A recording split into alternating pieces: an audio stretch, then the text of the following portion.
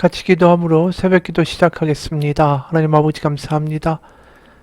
오늘도 주님의 말씀을 듣습니다. 이 사순절 기간 동안에 예수님의 고난 가운데에 우리를 살리고자 하신 하나님의 사랑을 발견하고 그 가운데 다시 한번 우리의 마음을 추스리며 하나님께로 우리의 마음을 여는, 그래서 하나님께 더 가까이 가는 하나님의 은혜의 기간이 될 수 있게 하시고 오늘 하루도 하나님 가운데 살아갈 수 있는 하나님의 자녀로서 충만한 성령으로 우리 가운데 부어 주옵소서. 예수님의 이름 받들어 기도합니다. 아멘. 오늘 말씀은 마가복음 13장 14절에서 27절입니다. 마가복음 13장 14절에서 27절입니다. 멸망에 가증한 것이 서지 못할 곳에 선 것을 보거든 읽는 자는 깨달을진저 그때에 유대에 있는 자들은 산으로 도망할지어다. 지붕 위에 있는 자는 내려가지도 말고 집에 있는 무엇을 가지러 들어가지도 말며 밭에 있는 자는 겉옷을 가지러 뒤로 돌이키지 말지어다. 그날에는 아이 벤 자들과 젖 먹이는 자들에게 화가 있으리로다. 이 일이 겨울에 일어나지 않도록 기도하라. 이는 그 날들이 환난의 날이 되겠음이라. 하나님께서 창조하신 시초부터 지금까지 이런 환난이 없었고 후에도 없으리라. 만일 주께서 그 날들을 감하지 아니하셨더라면 모든 육체가 구원을 얻지 못할 것이거늘 자기가 택하신 자들을 위하여 그 날들을 감하셨느니라. 그때 어떤 사람이 너희에게 말하되 보라 그리스도가 여기 있다, 보라 저기 있다 하여도 믿지 말라. 거짓 그리스도인들과 거짓 선지자들이 일어나서 이적과 기사를 행하여 할 수만 있다면 택하신 자들을 미혹하려 하리라. 너희는 상관하 내가 모든 일을 너희에게 미리 말하였노라. 그때의 그 환난 후 해가 어두워지며 달이 빛을 내지 아니하며 별들이 하늘에서 떨어지며 하늘에 있는 권능들이 흔들리리라. 그때 인자가 구름을 타고 큰 권능과 영광으로 오는 것을 사람들이 보리라. 또 그때에 그가 천사들을 보내어 자기가 택하신 자들을 땅 끝으로부터 하늘 끝까지 사방에서 모으리라. 아멘. 그 성전이 드디어 이제 무너지고 그래서 70년, 주 70년에 예루살렘이 함락되면서 완전히 초토화되죠. 그럴 때 바로 오늘 첫 구절에 해당되는 것입니다. 멸망에 가증한 것이 서지 못할 곳에 선 것을 보거든. 사실은 이 표현은 다니엘서 12장에 나왔던 표현이에요. 그 다니엘서 12장의 11절을 보면 이런 말씀이 나옵니다. 매일 드리는 제사를 폐하며 멸망하게 할 가증할 것을 세울 때로부터 1290일을 지낼 것이요. 이 예언의 말씀들을 사람들은 다 알고 있죠.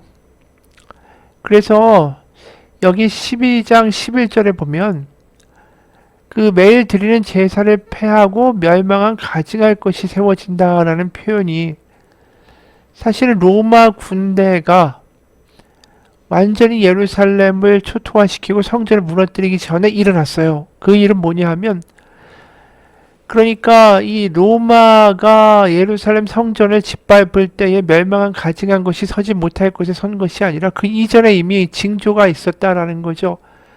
그래서 서지 못할 곳은 성전이고 그곳에 가증한 것이 들어오고 서 있는 그런 현상들이 언제 일어났냐 하면 바로 예루살렘에서 어제 이야기한 것처럼 그 총독이 금 17달란트를 빼가려고 할 때 폭동이 일어나고 그러면서 시리아 총독이 도와주려고 오지만 로마 군단도 패배시키고 그래서 열심당원들과 그 반란 세력들이 그 성전을 점령하고 지방에 그 수령까지 임명하고 군대를 대비해서 전쟁을 치를 준비를 했다라고 했었죠. 결국 그들이 이 티투스에 의해서 완전히 멸망당하게 돼서 주 70년에 성전이 무너진 거 아닙니까? 그때 그 열심당원들이 성전을 점령한 때가 67년, 68년이에요. 그러니까 주 70년에 성전이 초토화됐으니까 한 2, 3년 전에 그들이 성전을 점령하고 열심당원들과 그 반란 세력들이 이곳을 군대의 본부로 성전을 사용하면서 거기에 음식으로 쓸 동물들을 막 풀어놓고 다닌 거예요. 그리고 살인도 하고 그러니까 이 가증할 것이 서지 못할 곳에 섰다라는 것은 이 성전에 음식으로 쓸 동물들을 풀어놓고 살인도 하고 이런 끔찍한 일들이 벌어진 거죠. 왜냐하면 성전 자체를 로마 통치하에서 사실상 로마에 협조한 부역자로 보았기 때문에 이런 짓을 한 것입니다.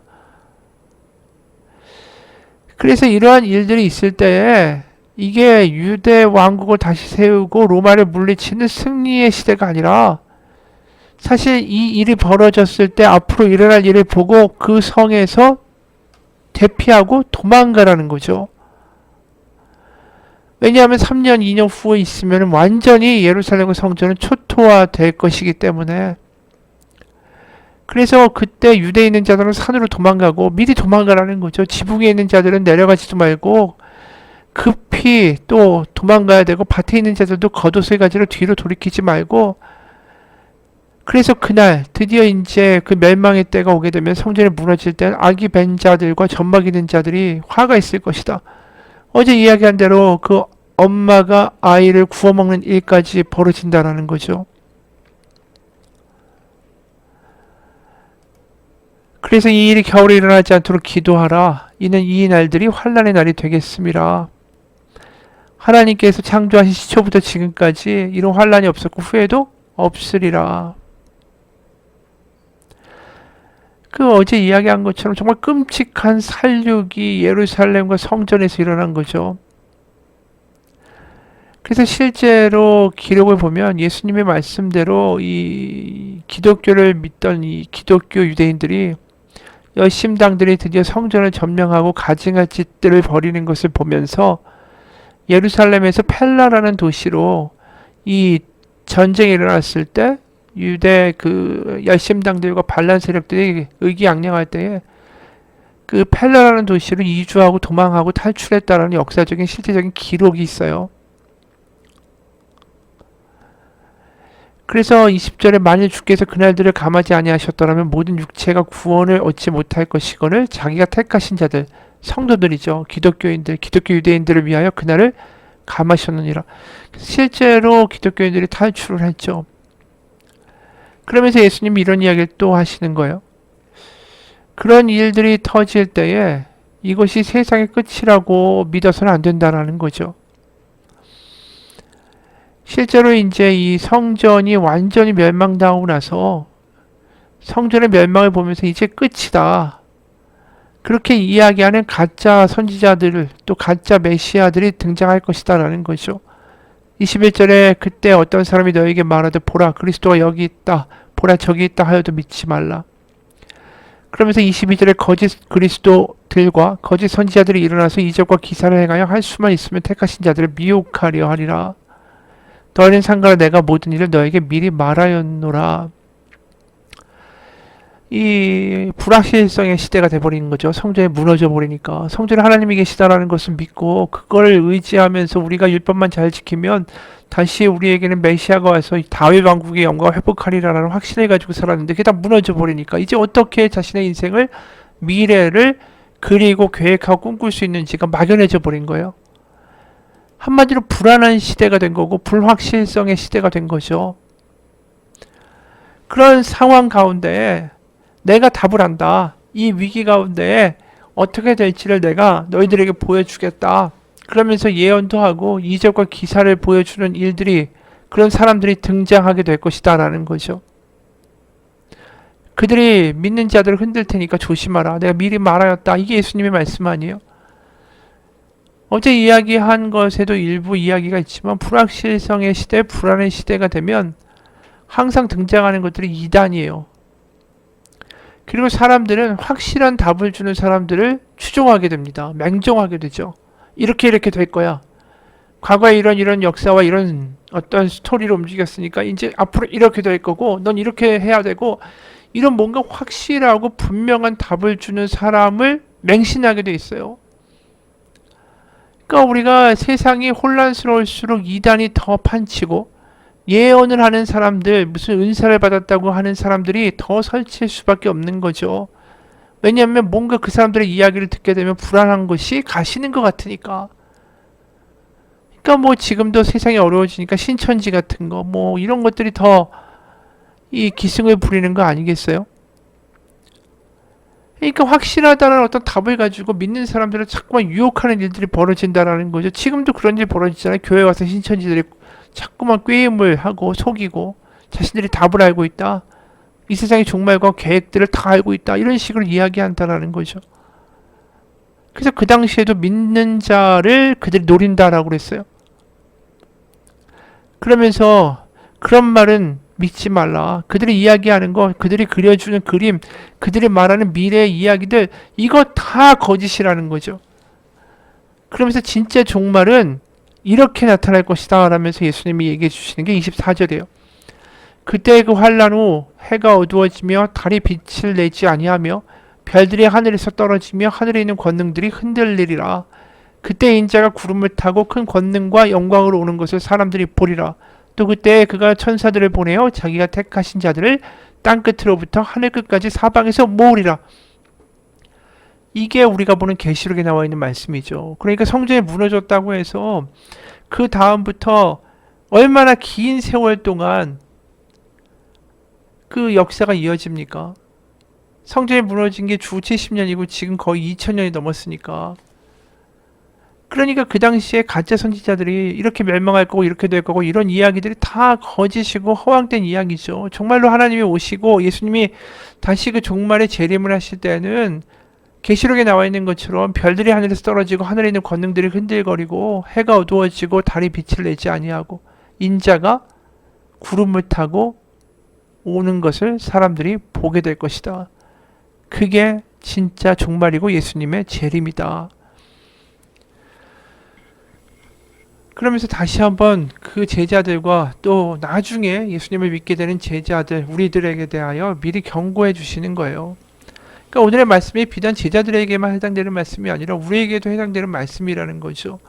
우리가 불확실성의 세계, 불안의 시대를 살게 되면 자꾸만 이상한 이야기들, 확정적인 이야기들을 해주는 이단들과 말들과 거짓 선지자들의 이야기에 현혹되기가 쉽다라는 거예요. 성경을 가지고 특히 이렇게 될 것이고 이렇게 살아야 한다.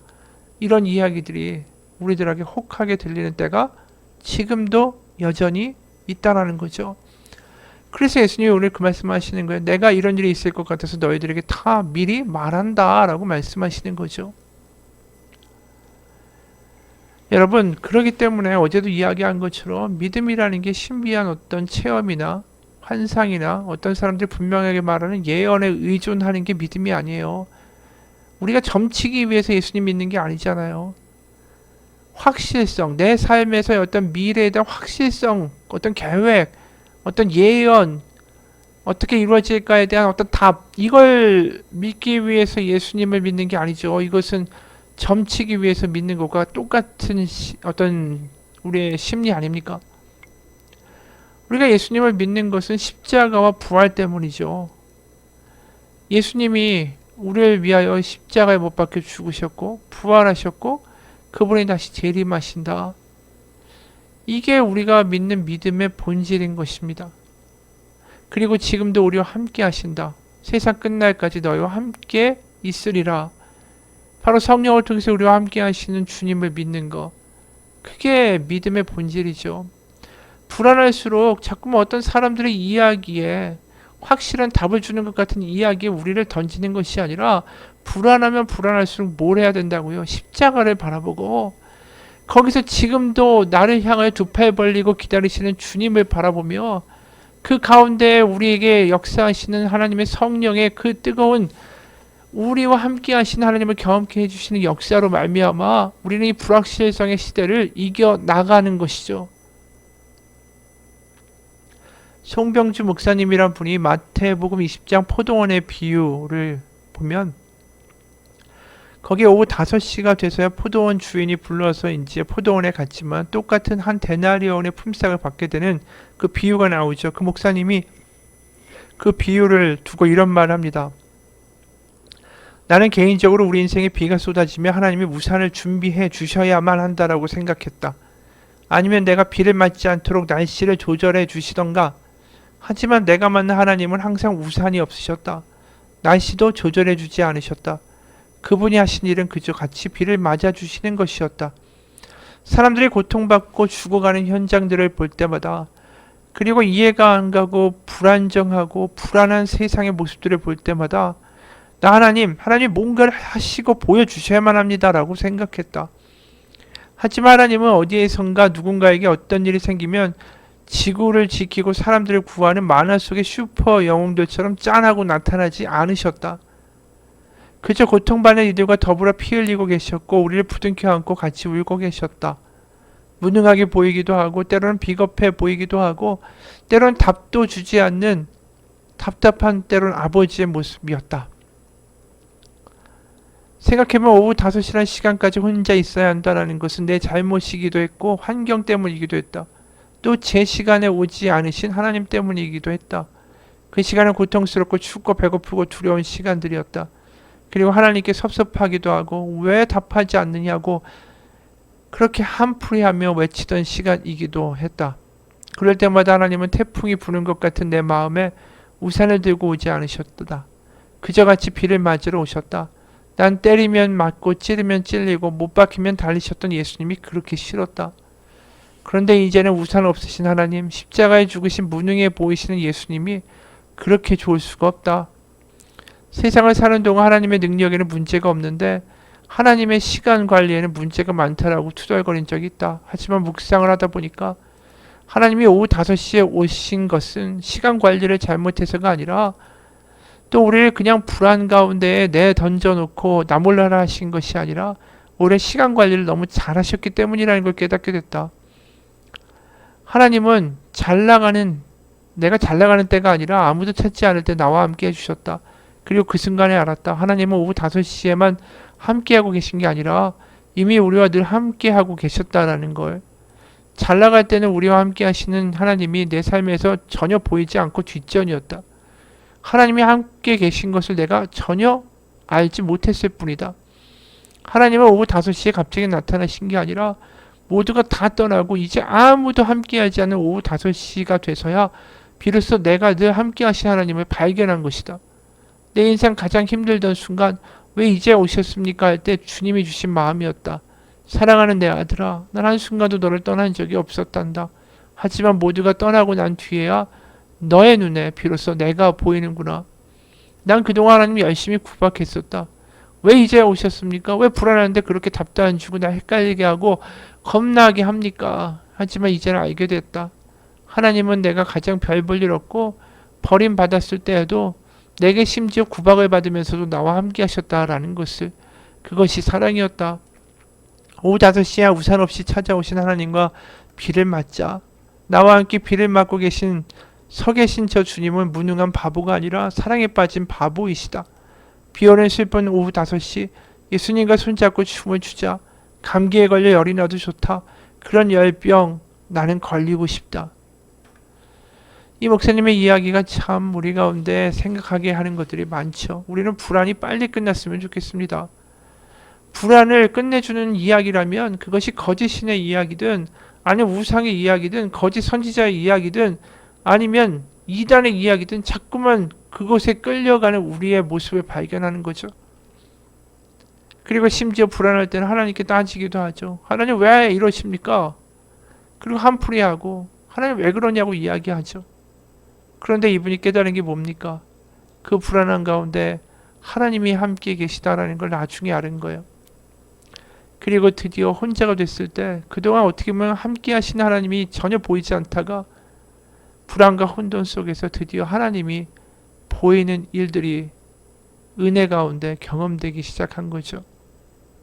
내가 드디어 아무것도 아니고 망했고 내가 이렇게 아프고 황당한 일이 벌어지고 그러면서 하나님 앞에 따지고 있었지만 그 가운데 나와 함께 비를 맞고 계신 주님이 경험되기 시작했던 거예요. 바로 성령의 은혜죠. 여러분, 우리가 돌아가야 할 곳은 하나님밖에 없습니다. 주님밖에 없습니다. 사람들의 이야기와 사람들의 답이라고 하는 이야기에 좌우 분변도 못하고 흔들리는 사람들이 아니라 좌로나 우로나 치우치지 말고 오직 하나님의 말씀을 주야로 묵상해야 한다라는 말씀, 바로 여호수아에게 나와 있는 하나님의 음성 아니었습니까? 여호수아도 얼마나 불안했어요. 모세가 죽고 나서 가나안을 정복해야 되는데 이 엉터리 같은 백성들 데리고 어떻게 저 강력한 거인과 같은 세력들을 감당할 수 있을까? 불안하고 암담하고 그럴 때마다 어떻게 해야 된다고 주님 말씀하셨어요. 좌로나 우로나 치우치지 말고 그 하나님의 말씀을 주야로 묵상하라고 하신 거 아닙니까? 바로 그 가운데 함께 계시는 주님을 바라봐라. 여태까지도 함께 계셨고 지금도 함께 계신다. 눈이 열려서 주님을 다시 한번 바라보라. 주님이 너와 함께 계신 것을 다시 한번 확신하라. 그러면 다 이길 수 있다. 그게 여호수아에게 주신 말씀 아닙니까? 그게 우리에게 주신 말씀이에요. 우리가 어렵다고 저 멀리 날아가는 게 아니라 달려가는 게 아니라 우리 어려우면 어려울수록 주님의 품으로 파고드는 그 아버지의 품으로 파고드는 아이와 같은 믿음이 되기를 원합니다. 그러면 그 믿음 가운데 하나님 분명히 하나님의 역사를 이루어 가실 것입니다. 같이 기도하겠습니다. 하나님 아버지, 어려울 때는 오히려 우리가 깨달아야 합니다. 하나님이 안 계신 게 아니라 하나님이 함께 계신 것을 경험할 때라고. 어려우면 우린 다시 한번 생각해야 합니다. 불안과 불확실성 가운데 엉뚱한 데를 찾아다니는 것이 아니라 내가 알 수 없는 무능력 가운데 오히려 나와 함께 계신 주님을 경험할 때라고. 불확실성과 어려운 가운데 다시 한번 깨닫습니다. 내가 해야 될 것은 주야로 하나님의 말씀을 묵상하는 것이구나. 하나님이 이 어려운 가운데 주님의 품에 안겨서 오히려 그 안전한 품속 가운데에서 이 어려운 시기와 불확실성의 시대를 주님의 손잡고 주님의 품 안에서 넉넉히 이겨나가는 우리의 삶이 되게 하여 주옵소서. 믿음을 가지고 살게 하여 주옵소서. 예수님 이름 받들어 기도합니다. 아멘.